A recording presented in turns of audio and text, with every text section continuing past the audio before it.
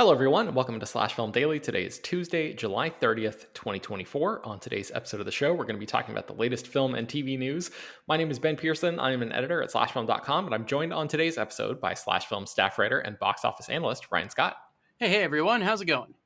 All right, Ryan, I wanted to mention up top, I wanted to give listeners a heads up that there probably will not be a podcast episode tomorrow, but we are planning to be back on Thursday, so just be aware of that. All right, let's get into it. San Diego Comic-Con happened this past weekend, and there's a bunch of news out of there that we're going to talk about. Obviously, there's like some major Marvel stuff that we're going to talk about probably in the back half of this episode. But before we get to like the big stuff, I wanted to mention a few things that people might find interesting. I know I have not seen any of The Boys, the Amazon Prime Video series. I know that you are not a big TV watcher in general, Ryan, but this is a superhero show. So has The Boys crossed your path at all? Have you watched any of the show?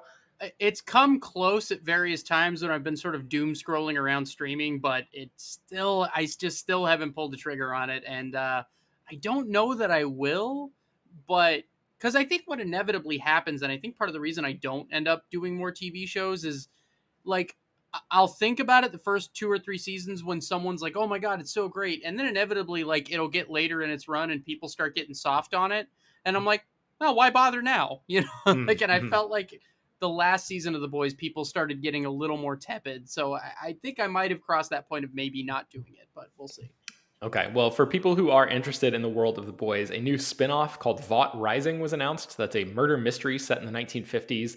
2 big actors from the show are going to be coming back to reprise their roles. So you can check that out. It'll have a lot more details from somebody who actually watches the show, who wrote the article in the show notes. Ryan and I are not best equipped to talk about that in more detail than what we already have here. I did want to mention the Creature Commandos trailer on the DC front. Actually, there was a new trailer for the Penguin, which is coming to Max sometime pretty soon. I think you and I were talking about this a little bit before. I didn't watch this trailer because I'm already in. Like, I'm interested in the world of what Matt Reeves has created for this world of the Batman and this Colin Farrell fronted Penguin-centric show. So I just didn't watch the trailer because I don't need any of the show spoiled for me because I'm already going to watch it. But have you seen this trailer yet? I haven't watched this trailer, but I've watched the other ones, and it looks, again, not to be that guy, but I'm probably not going to watch this. But okay, fair enough. It does look good, but yeah, like I might, I don't know. I also I was Mr. Unpopular around these parts for a little bit because I also wasn't like as wowed by the Batman as everybody else was. Mm-hmm. And so, I think like delving into a spin-off, but I will say the stuff that worked for me in the Batman was like the villain, seedy crime stuff. Like I loved Carmine Falcone in the movie, so maybe I'll get sucked into this. But I will say the show looks good. It looks really good, so I might get sucked in here. Okay, well, yeah, check that out. I think we wrote about that at Slash Film as well. So, okay, let's talk about Creature Commandos. We did not write about this one officially, but this is I think technically the first project in James Gunn and Peter Safran's new DC universe. This is coming out. Yes. Yeah, it's coming out. Let's see, when was it coming out? December, I believe they said. Right, yeah, they didn't put a specific date on it, but yes, December of 2024. And it's an animated series, and it's basically like a version of the Suicide Squad, but kind of like not supernatural, but monstrous, like monster characters. So you've got like the Bride and Dr. Phosphorus and Weasel from the Suicide Squad movies, a character called G.I. Robot, and Nina Mazursky, and literally Frankenstein is a member of this team. And you've got Viola Davis coming back as Amanda Waller to reprise her role. Rick Flag is in this as well. So what did you make of this trailer, Ryan? I think it looks fun. It's Rick Flag Sr., by the way. So it's Rick Flag's dad. And this is also going to start an interesting trend that James Gunn promised with the DC Universe stuff, is that what James Gunn had said previously is that the actors that play, like, let's say they voice a character, they are going to then play that same character in live action if they can. So Rick Flag Sr. is being played by Frank Grillo here. He's voicing the character, but they've also already confirmed that he is also going to play the live action version of the character in Peacemaker Season 2. So that's kind of so you're going to get your first dose of that here, which is kind of interesting. But I thought it looked fun. This looks up my alley. Now, this is something I will almost certainly watch. I'm a gigantic fan of the Suicide Squad Guns movie, and I this looks cut from the same cloth to me. And yeah, I think this is something that's absolutely going to suck me in.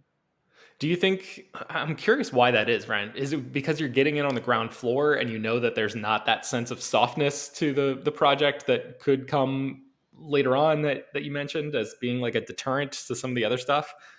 There's something about animation that like sucks me in. Like even the stuff I do watch a lot of the time, it's like I watch. I know it's very different, but I watch like The Simpsons, Rick and Morty, like Family Guy, like that sort of stuff. And I think there's something like there's a lot of times like a lower investment level for animated stuff, and a lot of times it is still sort of episodic, which is one of the things I like about like certain TV shows. It's one of the things I liked about the first two seasons of The Mandalorian, particularly, where they still made good use of what I felt was the episodic format of television. And I think a Hmm. lot of TV now is very much like, even if it attempts to be episodic, it falls victim to we're telling a movie-esque story over the course of 10 episodes, and that's never worked super well for me. So I think maybe that's part of it, is that it feels like and also like it's I loved the Suicide Squad, so like this feels like a spin-off of that, whereas like I was a little soft on the Batman, so like a show spin-off of that feels like less easy to get me in. You know what I mean? Yeah, Yeah. So for sure. what Okay. about you? How did you what did you have any feelings like watching it? Like did you have any investment in this? Like I don't even know what you thought of the Suicide Squad, so I have no idea where you're at with this. I liked the Suicide Squad quite a bit. I don't know. I'm a little torn on whether or not I'm going to invest a bunch of time into an animated show that like may or may not mean anything in the long run. I'm kind of like to the point where I don't really have a ton of free time, so I have to be really careful and like pick and choose my slots for what shows I'm going to get invested in. Um, and I just don't know if this one's gonna like meet that personal bar for me. But if I hear it's fantastic or something, then maybe I'll give it a shot. But I'm kind of in like wait and see mode for this one right now.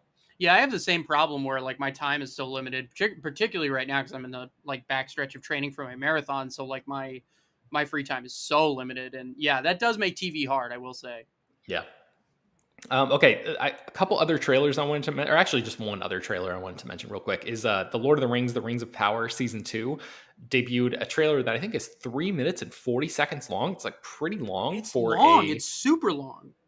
Yeah. But I think this looks amazing. I'm so psyched about the return of the show. I know that I feel like the general consensus was that season 1 of the show was not good, and I could not disagree more. I loved the first season of the show. I thought it did a fantastic job at capturing that Tolkien vibe, and I'm super amped for season 2. And I thought this trailer looked fantastic. I actually stopped watching it like I don't know 30 seconds or a minute in or something because I was like, "Yep, I'm good. I've seen what I need to see." It's funny how you and I do the same thing, because I do that same thing. If I can afford to do it in this line of work, like if I don't have to watch a thing because I just know I'm going to watch it anyway, like I Mhm. did that with the last Alien Romulus trailer where I was like, I don't have to watch this. I'm not watching it because I just Yeah. know I'm in the bag. Yeah, I haven't Um, seen an Alien Romulus trailer since the teaser because yeah. same thing. Like, yeah, yeah, exactly. Hey, Um, can I ask a on topic but slightly off topic question? of course. So look, I watched the first episode of Rings of Power because I'm not a big fantasy guy, but I love Lord of the Rings movies.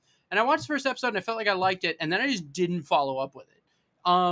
If I liked that first episode, is this something I would maybe do well to go back and like try to get back into, or like what are your feelings there? Yeah, I think so. I probably will be writing an article about this soon, but and I know that you don't really watch any of the Game of Thrones stuff. You haven't seen House of the Dragon or anything, but like there's something about the way that season 2 of House of the Dragon is playing out where I'm not really on board with that either. After I think there's one episode left, and I've seen all 7 episodes of season 2 so far, and there's just something about it that feels almost like cosplay or something. Like it feels like characters getting together or actors getting together and playing make believe in a world that it almost feels like a fan film. Maybe that's the best way to say it. And Rings of Power to me feels so tactile, and the production design is incredible, and the costuming is great. Like every aspect of it just feels authentic in a way that it feels so tied to what Peter Jackson was doing with that original trilogy, and like very much has that same DNA in it. Whereas House of the Dragon just feels like a completely separate thing to me that like pales in comparison to what came before. And Rings of Power to me complements what came before and feels almost like very much in the same vibe, the same family as what came before. So if you like those first Lord of the Rings movies, I would encourage people to check it out. I'm guessing a lot of people probably got turned away or sort of turned off rather by the reactions and stuff that they may have seen online for about Rings of Power. But I think, especially because the second season is coming up at the end of August, I think you've got enough time. I think it's only 8 episodes or something like that for season 1. So I would say do what you can to catch up, because I Okay. found it a really, really rewarding experience. Okay, yeah, that's a good sell. Can I bring up one quick thing before we move on? I'm so sorry, I know we're already Yeah, running yeah. long. Did you see the DC Studios logo that they unveiled? I did. What did you think about it? I liked it. I liked that they went back to the Milton Glaser logo. I thought it looks less generic than like some of the like the newer like the DC Studios, or I guess the DCEU logo, just the circle in the like generic blue, dark blue DC. I like it. It's got some flair to it. Yeah, yeah, I agree. It's like kind of unflashy in a way, so Yeah, I appreciate that about it. I guess like they're just kind of going back to basics, but it makes me picture like a comic on a spinner rack. You know what I mean? Like it makes me feel that like that it's not like ashamed of being like what it is. I like that. yes, yeah, for sure. So yeah, check out the Lord of the Rings, Rings of Power season 2 trailer. We actually have a really detailed breakdown, trailer breakdown of that. So I'm going to link to that in the show I'm notes as guessing was that well. Jeremy that wrote that? It wasn't. We have a new Huh. writer who's like a Lord of the Rings expert, who is going to be coming over, and I think he writes for Looper sometimes as well, but is going to be doing like a lot of Lord of the Rings coverage for us for season 2. So Cool. keep an eye out for that. Okay, let's talk about the Marvel stuff, because that's the big thing I think that was dominating a big part of the conversation after Comic-Con. Captain America 4 debuted some new footage there, and there wasn't really a ton to talk about, except that Giancarlo Esposito confirmed that he's playing a character named Sidewinder, who is the king of the Serpent Society. I don't really know anything about that, Ryan. I'm not going to lie to you. I don't have like a huge backlog of knowledge of Captain America comics or anything about the only reason that I recognize the name Serpent Society is because in 2014, Kevin Feige took the stage at the Oh El yeah, I know what Capitan you're bringing up. Theater Yep. in Hollywood, and he was going to be laying out, I think it was phase 3 of the MCU. And he basically pranked the fans who were in attendance there by announcing that Captain America 3 would be titled Captain America Serpent Society. And then by the end of that presentation, they uh, he basically was just like, just kidding, it's actually going to be Civil War kind of thing. So in the interim time between when the prank was serious or thought to be serious and when it was unveiled as an actual prank, I remember people like scrambling to be like, what the hell is Serpent Society, what's going on? So now that that group, I guess, is actually going to be incorporated into a Captain America movie for real. So we have an article about that you can check out more from somebody who knows what they're talking about on that stuff. I did want to ask you about the adamantium thing, because Yeah. so why don't you lay this out for me? What did we learn here about the suggested origin, I guess, of adamantium and how it ties into what we've seen in the MCU already? Well, for those who might not know, part of the reason that like Cap's shield, for example, was made of vibranium, and it was like because adamantium was specifically linked with the X-Men, and when the MCU was coming together, the X-Men and all the rights to all those things were still tied up at Fox. So like the MCU couldn't actually use adamantium, which was kind of weird. Now let's talk about Eternals for a second. There is a giant celestial god half emerged from the ocean that is yet to be addressed in like 3 years since that happened in Eternals. Well, that's finally Mm-hmm. going to be addressed in Captain America 4. And so this rumor speculation had been emerging that Tiamat, this celestial, was going to be the source of adamantium in the Marvel Cinematic Universe. Well, that has been essentially confirmed during the panel. So that's pretty cool. Like I actually like that as a way to like creatively sort of, because then the idea is that there's, it's like any resource in, human history. Like there's a land grab for it, right? Like people are going to be clamoring for a precious resource. So I sort of Mm-hmm. like that. I like taking this insane, like otherworldly crazy thing and making it like part of an espionage thriller a la Winter Soldier, like taking the most ungrounded thing in the MCU maybe to date and like making it a central plot point in a very grounded movie. Like I Yeah. think that's kind of a cool idea. Like I don't know how you feel about it, but that's like my take is that's kind of a fun, cool like twist on it. Yeah, very much agree. I think by just leaving that out there, like it kind of is such a big thing that you have to address it in some way. So I feel like it's a smart move to address it in such a way where it's no longer just this huge idea and this kind of like philosophical question of like or existential question even for the residents of Earth 616, kind of like what the hell do we even do with this thing? It's breaking it down now into its component parts and turning it into an asset or like a something of great importance that characters might actually care about. So it makes you, the audience, invest in that as a subplot rather than just being like, isn't it weird that they haven't talked about this giant freaking thing that's out in the middle of the ocean, you know? So Yeah, well, because I imagine there's probably some big military presence there, and I get yeah. my somewhat. It's not that nerdy, but it's a little nerdy. Is like, how the hell are they going to break apart a thing made of adamantium? Like, that's my Mm-hmm. like. How are they going to explain like how you actually break apart a thing that is made of adamantium? Like, that'll be interesting to sort of see how Didn't they we explain that. see in Black Panther Wakanda Forever, weren't they like doing vibranium mining or something at the bottom of the ocean? Wasn't that kind of part Yeah, of there. the I think I don't remember Wakanda Forever super well, but I think that there is a little bit. Yeah, so I would imagine that it's going to be some kind of like vibranium tools or something, which might be able Mhm. to tie it back to Wakanda. Blah blah blah. But like, I'm excited to see that, and also I'm in Eternals is one of my favorite MCU movies of the last, of the post Endgame Mhm. era. So I'm excited to sort of circle back to that in some way since we're never getting a sequel. Okay, so next up, the Fantastic Four cast came out, and they announced that this new movie, which I think is filming as of now and is supposed to It be coming is. out next summer, has a new title, and it's called The Fantastic Four: First Steps. What do you make of this title, Ryan?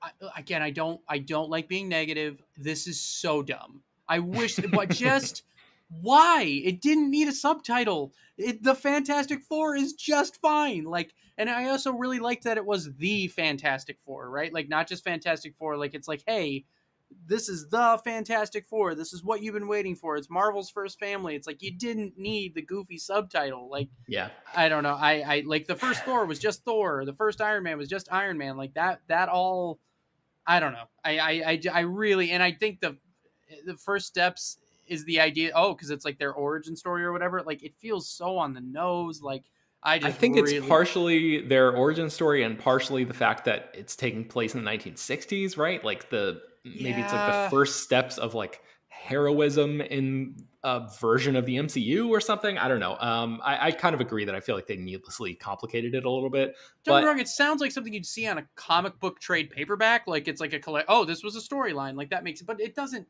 I don't know. There's nothing wrong with just. I really liked that it was just the Fantastic Four, and this just feels so unnecessary to me. yeah, I wonder if they're going to try to keep either of these two words, first steps, involved in the subtitles of all the future movies, like the Spider-Man Marvel stuff, where like No Way Home, Homecoming, whatever, like just variations on the same thing. I don't know if they would be interested in doing That at that, least but made some thematic sense for that Spider-Man trilogy. Like I mhm. don't know. Yeah, this was the thing out of this Marvel panel where I was like, ugh, really? Like, like I don't know. I just was like it because I'm not a big Fantastic Four guy, but I love the casting for this. I like the 60s setting. I like what I'm hearing. I love Mhm. the Galactus casting. Like, so I'm like, I was into it, but yeah, so I don't know. We'll see what happens. But yeah. All right, let's take a break and we'll come back and talk about the biggest news out of the panel. All right, so we know that Kang is dead now, or if not dead, then certainly wiped under the rug because they announced at Comic Con that there's going to be two more Avengers movies. We knew this already, but the titles were revealed: Avengers Doomsday, which is coming out in May of 2026, and then Avengers Secret Wars, which is coming out in May of 2027. Anthony and Joe Russo are back to direct both of these movies, as you and I talked about not long ago on the podcast. That was like officially confirmed. And now they have revealed who is going to be playing Doctor Doom in the Marvel Cinematic Universe. And the answer is Robert Downey Jr. And they explicitly said that he's going to be playing Victor Von Doom, not Tony Stark. So I don't really know there's so much to talk about with this, Ryan, but like, what was your gut reaction when you saw this reveal? I actually didn't register till today when I was reading more that the Russos had specifically said Victor Von Doom, because my understanding was that it was going to be like a Tony Stark variant of some kind, and I'm somehow much more interested in it if it is actually Victor Von Doom and he just kind of looks like, the hero from the sacred timeline, right? Like it's kind of a because I think what I'd said something to this effect on Twitter, but I think in a vacuum, Oscar winner Robert Downey Jr. playing Doctor Doom, one of the greatest comic book villains in the history of comic books, in a vacuum, that is an absolute slam dunk. We should all be cheering. The problem is the guy played Iron Man for 15 years and got the perfect send off in Avengers Endgame. Like it that colors it. And Mm-hmm. it's going to be hard to, but it's all execution dependent. Like I was convinced I was going to be upset at Deadpool and Wolverine, sort of because I love Logan so much. And I Mm-hmm. was like, oh, well, how are they going to pull this off? And then like it kind of turned out the answer was, well, it's in a Deadpool movie and we make it work. And like, so, but that's in a Deadpool movie. Like you don't get that same benefit in an Avengers movie. Like, so I Right. don't know. It is all execution dependent. Like they have proved within this multiverse stuff that you can bring back these actors and not like sort of defile, it has worked. Like, cause I even felt that way about, Loki sort of sacrificing himself in Avengers Infinity War and then kind of bringing him back for the Loki show. Like I felt like, well, his death in Infinity War meant something. Does bringing him back sort of destroy that? And to me, it didn't. So I think it's possible. Well, Um, crucially, though, those are either the same characters or versions of the same characters. And this is Marvel doing something very different, which is bringing a major actor in as a separate role entirely. And like, yes, they've had, there have been other actors who have played multiple roles across the MCU, but never on this scale. Like, no, Downey's Doctor Doom is going to be the villain of the next two Avengers yeah, movies. So he is effectively replacing Kang the Conqueror as Marvel's new big bad, right. basically. It's Thanos. Um, It's Thanos to end the multiverse saga. Like, but it's down. And I think here's my thing about it is that like the MCU dating back to the beginning, one of our biggest, I say our like fandom's collective gripes is the villains are often weak and deaths often mean nothing. mhm. I think like I would have been much more upset if they brought back Downey as Iron Man because it's like that death at Endgame really meant something. And so, but this is a more interesting way to try to bring him back. I'm still not super sold on it. Like it feels like safe in some way. Like it feels like, going back to the Russos, going back to Downey, it feels like almost like an admission that things aren't working on some level. Hmm. I don't know that that's true. I don't know, like there might be a really good creative reason to do this, but clearly it was going to be Kang and now it's not. So, Hmm. I don't know. I'm curious, where do you fall on it? Because I haven't really had the chance to talk about this with anyone. So it's just been rattling around in my head. Yeah, man, I don't know. Like, my initial reaction is like the same reaction that I think a lot of people have, which is this seems really, really desperate to me. At the same time, looking at what happened with Deadpool and Wolverine and how successful that movie has been in just one weekend, it's so clear that this is going to be like a home run business decision. I have no idea about the creative part of it, but bringing an actor back to the fold who is as beloved as Downey is. I mean, just I know that like the Comic-Con crowd is not representative of the entirety of the movie going public, but hearing the screams and shrieks of joy and like seeing people freak out in Hall H when Downey was revealed, I think a lot of people are going to be, if not that excited, then certainly curious enough to make these Avengers movies a very, very big deal when they come out. And that's exactly what Marvel wants, obviously. So I think it's very much like mission accomplished, regardless of how it pans out creatively.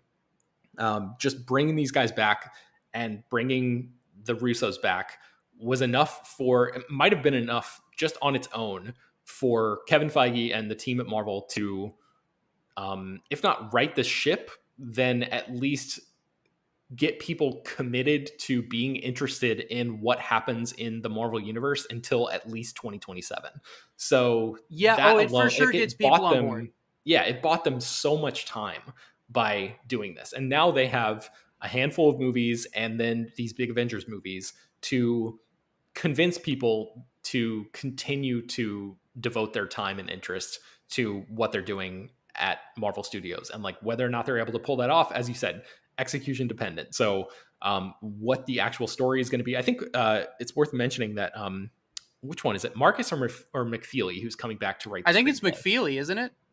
I'll have to double check that, but yeah, one of the writers, Because one it's of the Stephen McFeely. Not yeah, I believe it's Stephen McFeely. Because Christopher okay, Marcus is. I don't know why it's only one of them. That's one of my bigger questions right now. yeah, fascinating because they, I think, have been working with the Russos on some of the non-Marvel stuff since Endgame, but now it seems like the screenwriters have kind of gone their separate ways, or at least for these projects. So, Or it might just be that Marcus got like another big, like it might not be a bad thing, right? Like let's not say that like, oh my God, it's bad. Like it just might be that Christopher Marcus got some other big gig and who knows, like, but we'll see. But I yeah, do find it odd that they're not working together.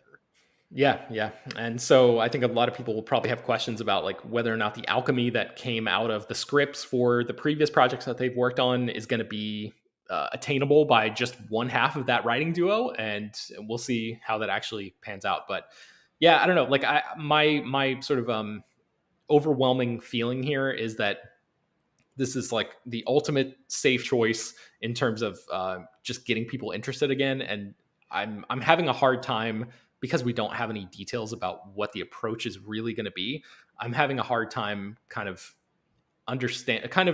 casting myself forward in time and imagining a scenario where I'm like, you know what, this was creatively the correct decision here, because the fact that he's playing a separate character and not Tony Stark and not a variant, as far as we know right now, like they literally said he's playing Victor Von Doom. I mean, you said it earlier, Ryan. Like he's just a guy who looks exactly like Tony Stark, maybe from another universe or something, like, or maybe even from the same universe that Or Tony maybe was in. it's even, or maybe it's also that like they might, obviously they're going in uncharted territory here. It might be that he adopts a new name, right? Like he abandons the name Tony Stark at some point, and like there's an explanation for why he adopts the name Victor Von Doom. Who knows? Yeah. But like it we'll see. I one of the things I'm pretty bummed about is that Kang the Conqueror is a really great villain, and it sucks that he's just getting benched now, clearly, and it's not like they're going to revisit that anytime soon. No. You know, like that's kind of a big bummer in all of this, but you know that, I mean, obviously that wasn't their plan, so you know, what are you going to do? Yeah, and the other thing about casting Downey as Doctor Doom is I'm pretty sure that character is supposed to be like Romani or something, and he's never been that in any of the live action iterations of Doctor Doom that we've seen on screen. And to just cast Downey in that role again kind of removes some of the like cultural specificity from a character like that could have been like a pretty cool opportunity to widen the canvas of storytelling that they have been doing at Marvel for all these years. And so this is just another way that they kind of missed the mark on that front. So again, like they did the calculus and they thought that this was worth, you know, all of these factors. They factored all this stuff in. They knew what they were doing, and they just said, well, this is the way we're going to go. So I guess it remains to be seen whether it all pays off. But I don't know if you have any other thoughts about this, but yeah, a lot of it's been just kind of swirling around in my head. And I just like, I was like, I don't know. I was like standing in the shower the other day and just kind of like looking at the ground and like shaking my head. Like, I can't believe they did this. You know? Like, it's just, I shouldn't be thinking about this stuff when I'm not at work. But this announcement was like so big and so sort of earth shaking for the MCU that it got me thinking about it outside of work hours. And I was like, man, this is kind of bothering me. I care about this stuff. So for me, it's like, you know, I only do this for a living because I love it. So like, I will think about these things, you know, like me and my brother are sort of like always talking back and forth about it. And I think the one thing I will say is this. I think if they can get to Secret Wars and they can build some momentum out of like Deadpool and Wolverine and some of this other stuff, get to Secret Wars. Obviously now there's built-in excitement. And I think by the time Secret Wars comes out, so that's 2027, you're going to probably get a little break. Then you get to 2028. Well, what does 2028 mean? That's 20 years since Iron Man. Yep. Obviously, once this multiverse saga is over, I think the thing that I've said for a long time is that I firmly believe Secret Wars is going to be a soft reset for the MCU, a soft reboot of some sort. At that point, I believe what you do is you then start recasting Iron Man, recasting Captain America, and you sort of like do get an actual fresh start, and then you kind of start the process all over again. And I actually think that's what we're heading towards. So if they can get there successfully, then suddenly you've given everyone a true proper goodbye and you just start over. And I wonder if that's not where we're going with this. Yeah, I guess the argument is that they've already given Downey a perfect goodbye. Like you can't get better you can't get a better send off than what he Yeah. got in Well, I mean goodbye in Endgame. the sense that like if they do the Secret Wars version where like all of the universes collapse in on themselves, and they've kind of been setting that up in Loki with the TVA and stuff like that, that like all of the multiverse sort of collapses and what you're left with at the end is one universe. And Mhm. that's like what happens at the end of Secret Wars, then well, whoever's dead is truly dead because you can't go find another variant in the multiverse, right? Like that's I think if you really squash it, that might be possible. And I Yeah. think that's maybe where we're heading. So Yep, I think that's probably correct. And I don't know, maybe that would be it might be too late at that point, but maybe that will be exactly what Marvel needs. Like clearly this variant thing and like the multiverse thing and like what you're talking about knowing how even though characters die, they don't really seem to stay dead kind of stuff. Like I think that has infected audiences or sort of wriggled its way into audiences' minds in such a way that like maybe this stuff doesn't feel as vital as it once did because of that fact. And if they are able to remove that factor from the storytelling and say, hey, this movie matters, like if a character dies, it's for real, maybe that'll get people more invested again, or maybe that'll get like the next generation invested again, or invested for the first time. But you know, we're coming up on like we're basically at like 25 years of comic book movie dominance right now. yeah. So that's a lot of stuff for people to be contending with, you know, for audiences to be contending with as they bring it into these movies. And I don't know, I don't envy Kevin Feige and his team for trying to do whatever they can to stay culturally relevant. But man, this decision just kind of it kind of broke my heart a little bit. But No, I hear um, you. we'll see. Maybe, you know, this will end up being an incredible thing. I'm sure Downey's going to be great in the movie because he's a great actor, and like, you know, I don't think he's going to be phoning it in or anything like that. He's a phenomenal So actor. Like it's you know him as again him as Doom in a vacuum is awesome. yeah, But so we'll see. I would love to know what our listeners think about this. If you want to send us an email and let us know, you can do that at bpearson@slashfilm.com. BPEARSON@slashfilm.com. All right, you can find more about all the stuff that we mentioned on today's show at slashfilm.com and linked inside the show notes for this episode. Slash Film Daily is published every weekday, bringing the most exciting news from the world of movies and TV, as well as deeper dives into the great features you can find on the site. Reminder, we are not going to have an episode tomorrow. You can subscribe to the show on Apple, Overcast, Spotify, wherever you get your podcasts. And once again, send your feedback, questions, comments, concerns, and mailbag topics to us at bpearson@slashfilm.com. Make sure to leave your name and general geographic location in case we mention your email on the air. Don't forget to take a minute to rate and review the show on Apple Podcasts or Spotify. That helps us out a lot. Tell your friends about the show any way you can. Thank you so much for listening, and we will talk to you all